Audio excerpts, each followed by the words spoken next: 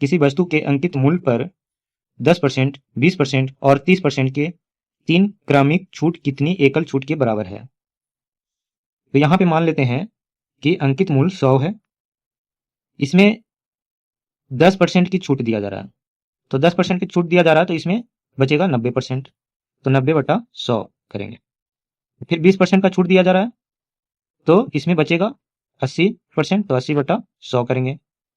फिर अगले 30% का छूट दिया जा रहा है तो गुना 70/100 करेंगे। अब इसका कैलकुलेशन करेंगे तो 100 से 100 काट देंगे, यहाँ 1 शून्य 2 शून्य से 2 शून्य नीचे काट देंगे, यहाँ 1 शून्य से 1 शून्य काट देंगे।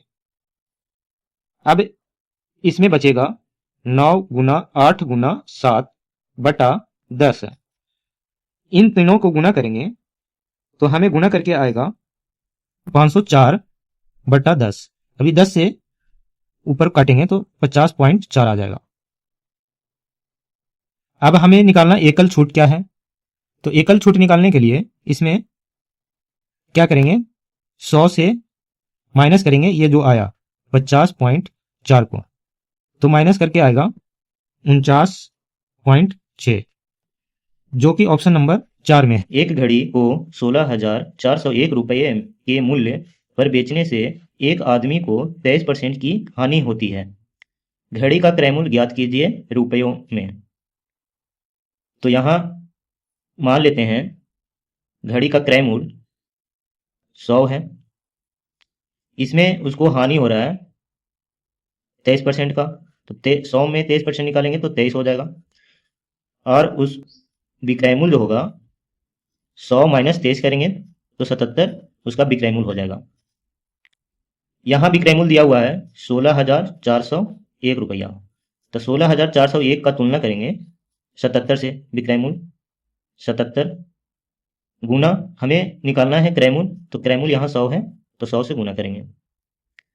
अभी 77 से 16,401 213 बार में कट जाएगा, तो यहाँ हो जाएगा 213 गुना 100, तो 21,300 उसका घड़ी का क्रय मूल्य हो जाएगा।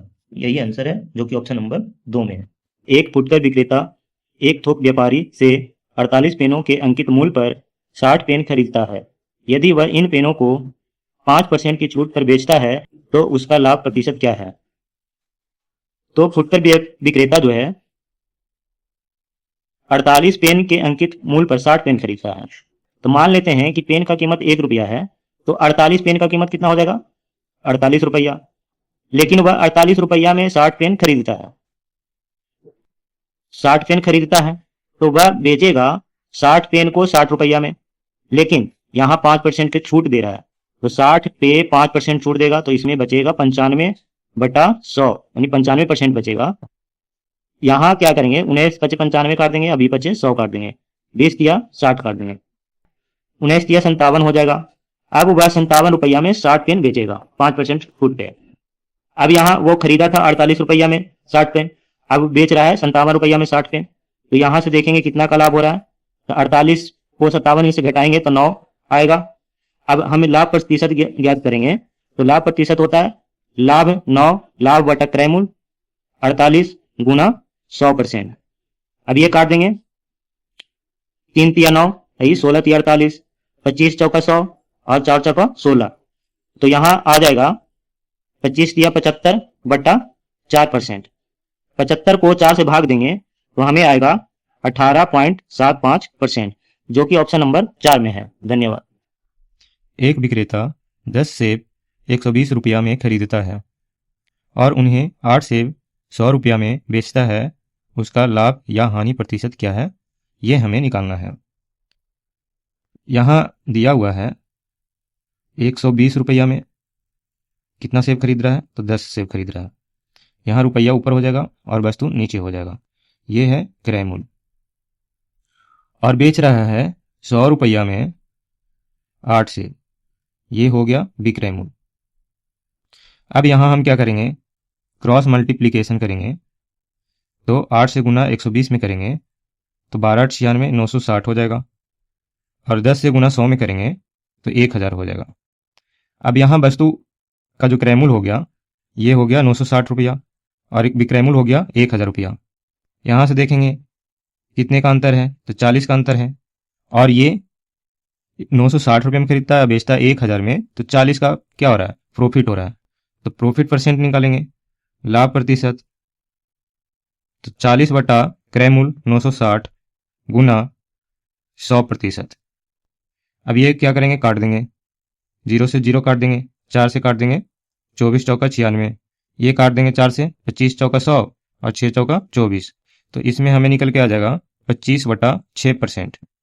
अब इसको 6 से 25 में भाग देंगे तो 4.17% लगभग आएगा, जो कि ऑप्शन नंबर ए में है। धन्यवाद।